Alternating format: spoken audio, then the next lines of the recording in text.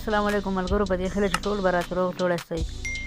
څنګه کولی شو چې له حسابپې څخه په یوه هفته کې زیاتې پیسې ولېږو، یعنې 9 روپۍ ترې ولېږو. یعنې حسابپې څخه تاسو ته بهتره معلومه ده چې له حسابپې څخه له 50 څخه زیاتې پیسې نه لیږل کېږي.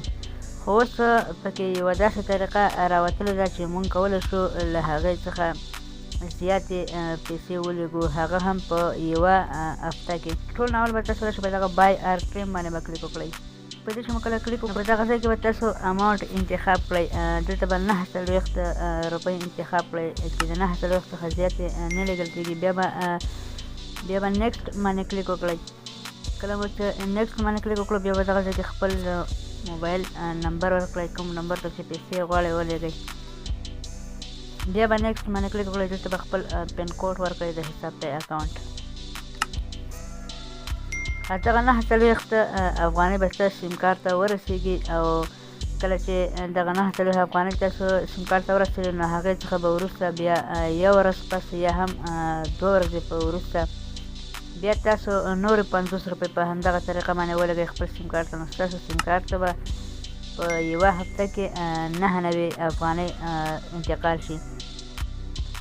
نو ما دغه پیسې خپل سیم کارت ته لیږلي دي، نو هغې ثبوت هم زه تاسو ته په دغه ځای کې ښایم. نو زه راځم دغه ځای باندې کلیک کوم، تاسو د هغې ثبوت ښایم. په دغه ځای کې تاسو کتلی شئ دغه پیسې ما نن ولېږلې، یعنې 12مه میاشت 10 تاریخ باندې 11 بجې او 21 دقیقو باندې دغه پیسې ما نن ولېږلې 50 افغانۍ.